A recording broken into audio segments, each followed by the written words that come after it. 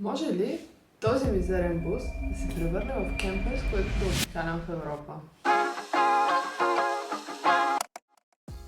Здравейте! Аз съм Алекс, а това е Ара.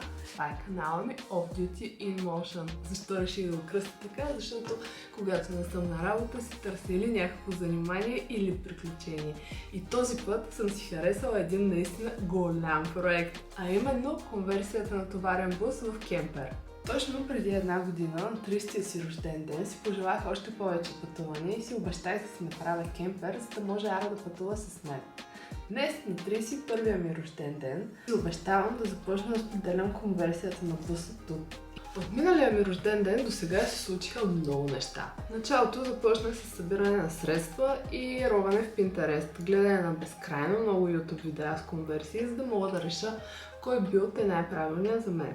Колебаех се между няколко варианта, дали банята да бъде най-отзад или най-отпред. След като събрах идеи и реших горе-долу как искам да изглежда буса, реших да направя 3D модел, за да мога да визуализирам какво и къде искам да бъде в буса.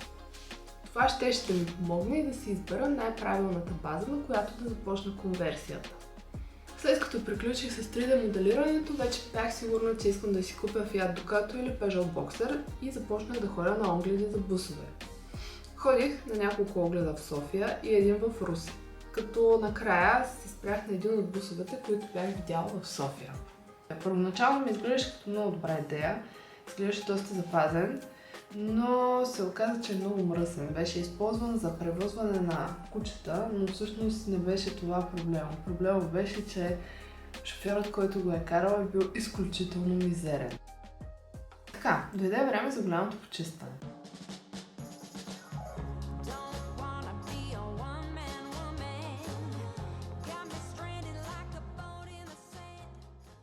Започнах с махането на старата изолация в товарното помещение и основно почистване с белина и водостройка, тъй като имаше доста боклуци и козина от животните, които са превъзвали, въпреки че са били в клетки.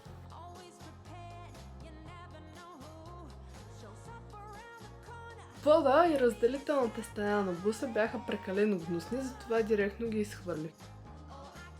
Направих нов под, като залепих парче до напрен с мокет за стелки, а за преградната стена реших да използвам филц, който да залепя от страната на шофьорската кабина.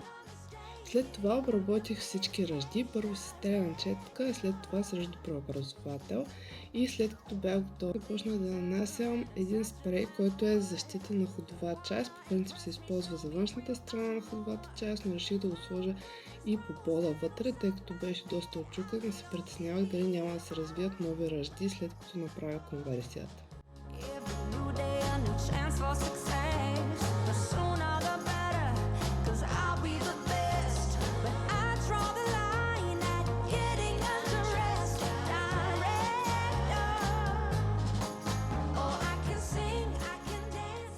А това е финалният резултат след почистването и нанасянето на защитния спрей по пода. На стените може да видите и част от шумоизолацията. И така, това беше началото на моето приключение с буса. Ако ви е харесало какво правя, може да ударите по един лайк на видеото и да се сабскрайбнете за канала.